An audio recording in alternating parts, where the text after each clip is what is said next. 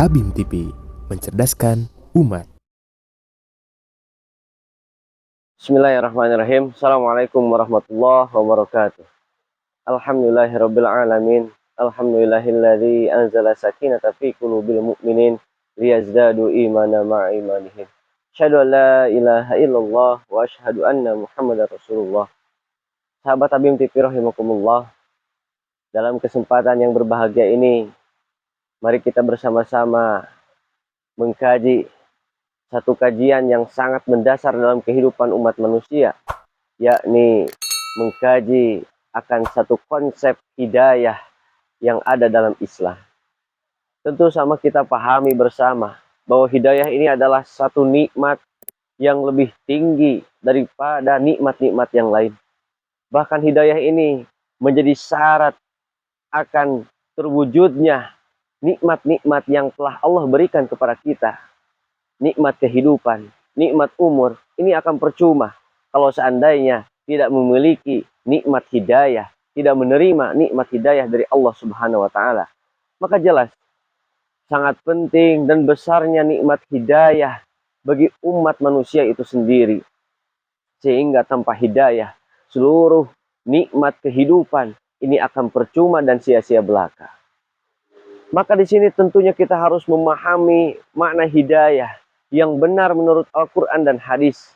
Karena kadangkala hidayah ini diartikan hanya sebatas emosional belaka, di mana seseorang merasa sudah mendapat hidayah, namun di hadapan Allah, namun dalam ukuran Quran dan hadis ini jelas tidak mencukupi atau tidak sesuai dengan konsepnya.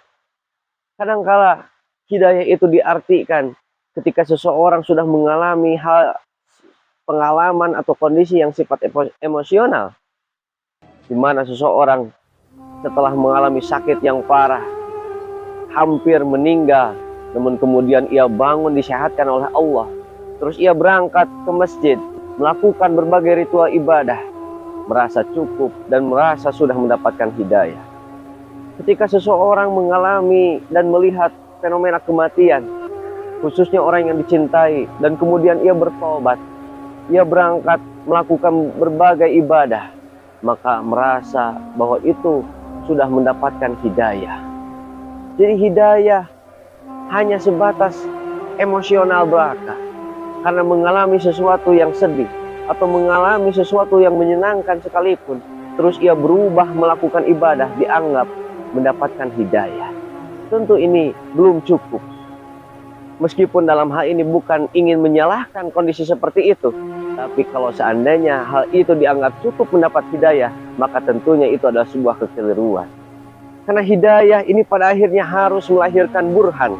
Hidayah ini harus melahirkan pembuktian, di mana perubahannya betul-betul dilandasi dengan kesadaran dan pemahaman, di mana ia menyadari akan asal dan tujuan, landasan dan tujuan, metode dan pola dalam melaksanakan kehidupan yang benar sesuai dengan Quran dan Sunnah. Maka fenomena di mana seseorang berubah karena mengalami sakit yang parah atau melihat fenomena kematian, ini hanya bisa dianggap sebagai potensi daripada hidayah itu sendiri. Sahabat Habim TV rahimakumullah.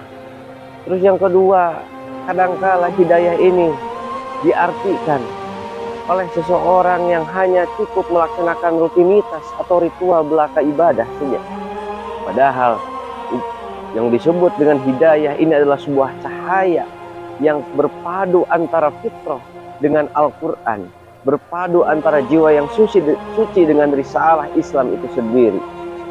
Karena pada faktanya banyak orang yang membaca Al-Quran namun bingung dalam melaksanakan ibadah, tidak tahu pola dalam menjalankan Islam, pola dalam menjalankan ibadah, tidak tahu tahapan-tahapan yang harus ia laksanakan dalam beribadah kepada Allah Subhanahu wa Ta'ala, bahkan tidak memahami bagaimana wasilah dalam beribadah itu sendiri.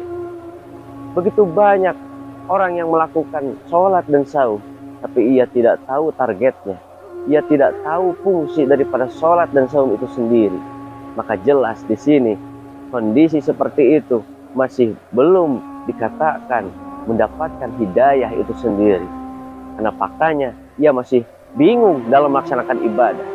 Secara lahiriah ia melaksanakan rutinitas dan ritual ibadah, namun kosong dari pemaknaan, kosong dari substansi, karena ia tidak memahami tahapan dan substansi, pola dan wasilah daripada ritual yang ia laksanakan. Sahabat Habib TV rahimakumullah, maka begitu besar nikmat hidayah, karena tidak setiap orang mampu mendapatkan. Begitu besar nikmat hidayah, karena tidak gampang, tidak serta-merta dan otomatis bisa didapatkan. Yahdi bihi mayyasha. Allah mengulang-ulang dalam ayat Al-Quran bahwa hidayah ini hanya diberikan kepada orang terpilih, tentunya yang dikehendaki oleh Allah Subhanahu wa Ta'ala. Maka disinilah memaknai hidayah bukan hanya sebatas emosional, bukan hanya sebatas ritual-ritual rutinitas yang kosong dari pemaknaan, kosong dari ruh, esensi daripada hidayah itu sendiri. Padahal jelas hidayah dalam Islam ini mengarahkan kepada tujuan yang benar. Hidayah dalam Islam ini menunjukkan kepada landasan yang jelas, kepada pola yang jelas, kepada tahapan-tahapan yang jelas, baik itu yang tertera dalam Al-Quran ataupun yang dicontohkan oleh Nabi Muhammad SAW itu sendiri.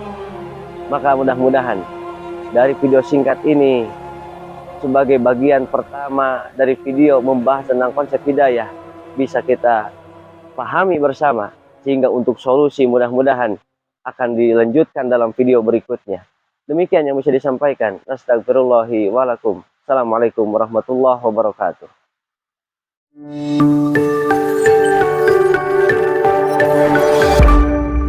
Habib TV, mencerdaskan umat.